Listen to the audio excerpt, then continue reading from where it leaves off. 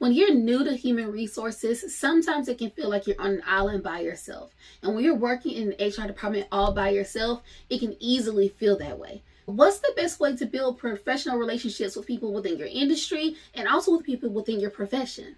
Hey, it's Brittany, CEO and founder of Talented Teams Consulting, and I am back with another video. Welcome back. We are now on day 21 of this 30-day series where we're talking about ways to build your career with intention.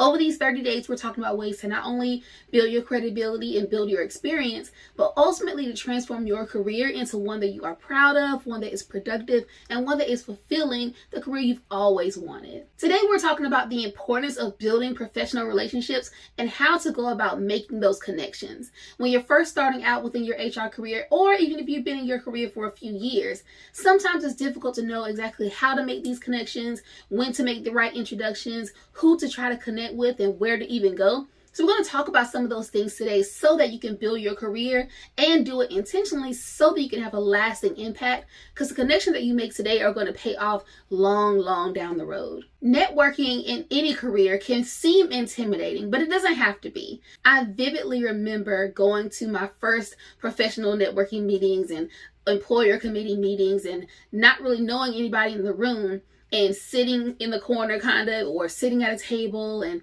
hearing the conversation going on around me, but not really having anything to contribute to the conversation, not knowing anyone, not being able to follow up on a prior conversation.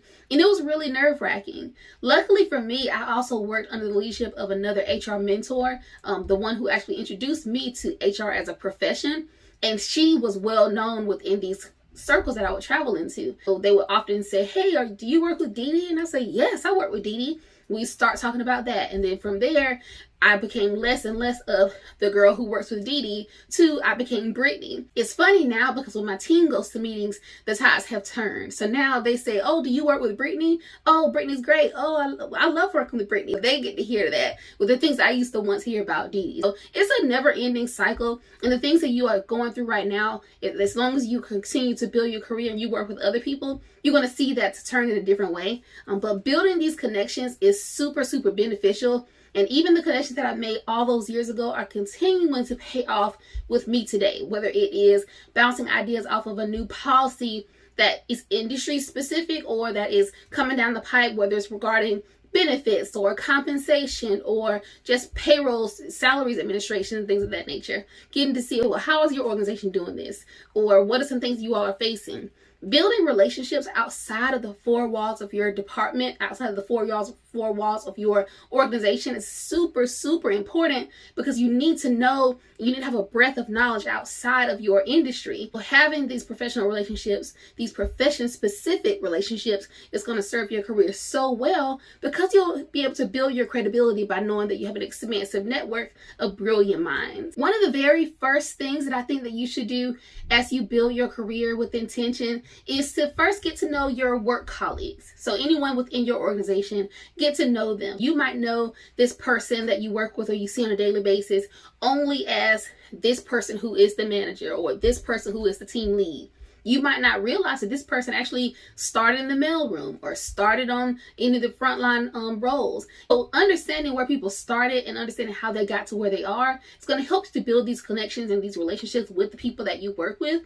Because before you want to go and look outside of your organization, you've got to really know the people that you work with. The culture within your organization is essential. It's critical. And that the more that you build it, the more that you work intentionally to build those connections with the people that you see every single day, the better work you'll be able to do, the better the impact you'll be able to have. One of my favorite quotes, people don't care how much you know until they know how much you care. You've got to be able to connect with people on a people level. And the people that you see every day are the people that really matter. You've got to get to know these people and they have to trust you. You've got to build your credibility intentionally with these people, because if you have to implement new ideas, new initiatives, new strategies, and you don't have the buy-in of these people and you don't even know what's important to them, it's not going to matter and it's going to fall flat. So building your relationships with your people that you work with is super critical. I would suggest building a professional relationship with your supervisor. Now, as an HR department of one, it's likely that your supervisor does not have an HR background, but that does not mean that that would not be a great mentor for you. I talked about in a prior video that I believe that every HR professional should have two main mentors. One mentor within your profession, so an HR mentor, an HR coach that's going to help you to build your career.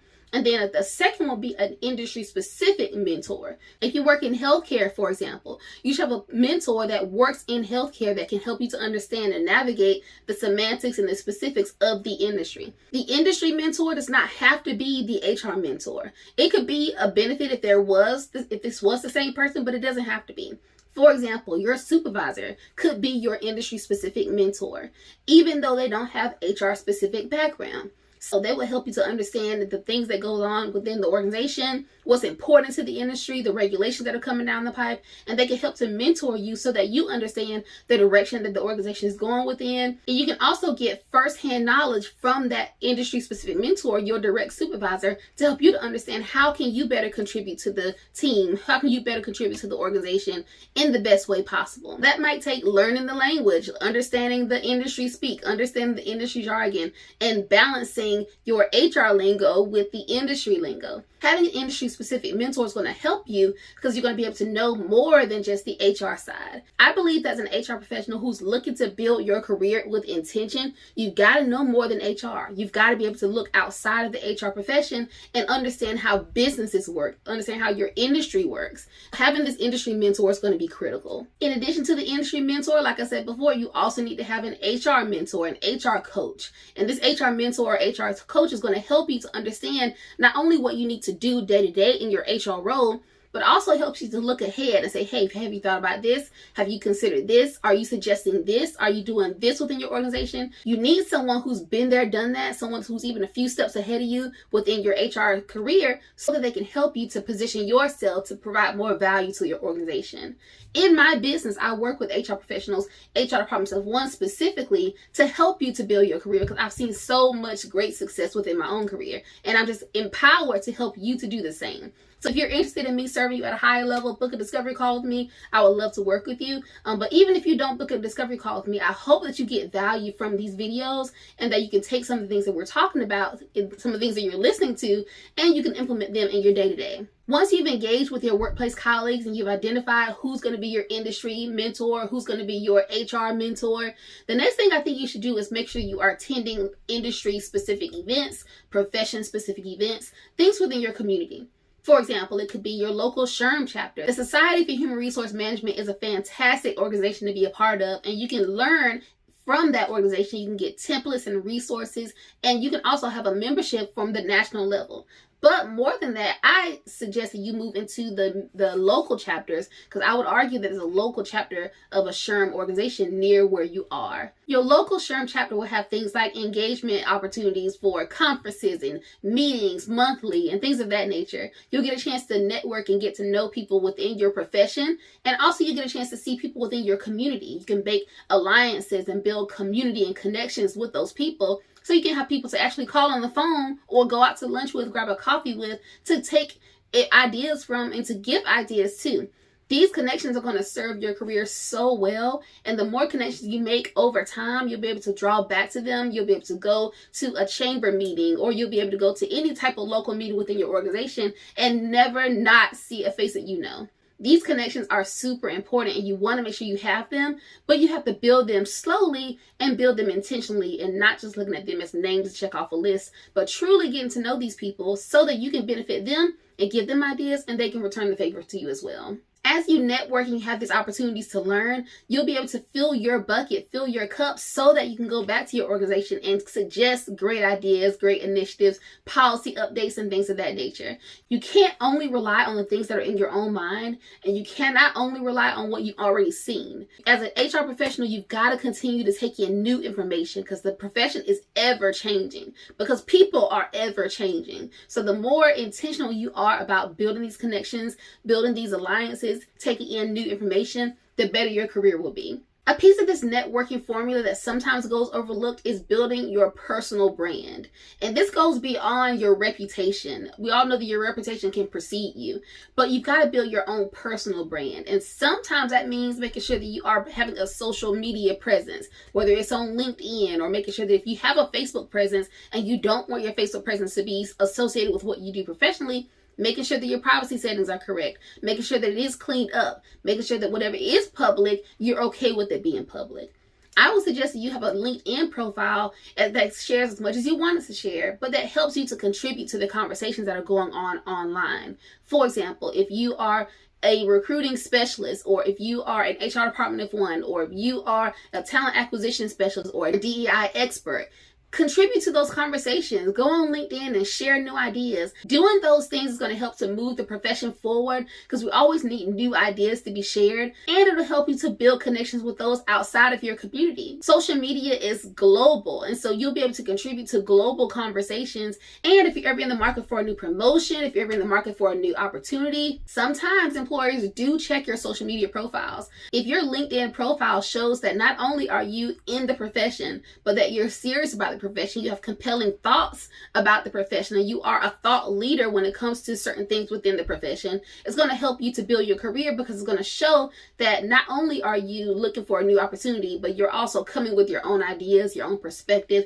and you're not shying away from sharing those ideas. We all know that social media can be a slippery slope, and there are some people out there who use it for bad. My rule of thumb for my social media profile is this: if I don't want my CEO to see it, if I don't want my mom to see it, it's probably not going to be in my social media profile. And that's probably the best way to go about doing it, because everything these days is discoverable. Why put yourself in a position that you're going to have to explain something later, or why jeopardize a future opportunity just to tell a joke that you think is funny now and you might not think is funny later on?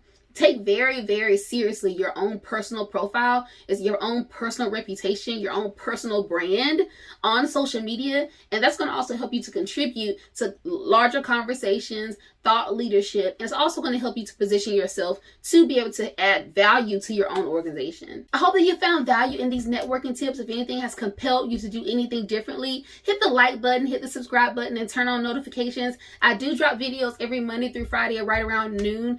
So I would love it if you would come back and contribute to this conversation, and also help me to suggest any new ideas that you want to talk about. On this channel, Thriving as an HR Department of One, I primarily serve HR Department of One professionals, because I understand how difficult it is to know where your career is going to go next. I served as an HR Department of One for about 5 to 6 years before growing my team. In that time, that's where I was the most stretched, and it was probably the most difficult part of my career. But it's also very fruitful and very productive now that I'm on the other side of it. But it doesn't have to be as hard as I made it. Had I had a true coach and I didn't have to go through it on my own, I would have been able to find more success or be able to have more work-life balance. I'm creating this for you because I did not have it for myself.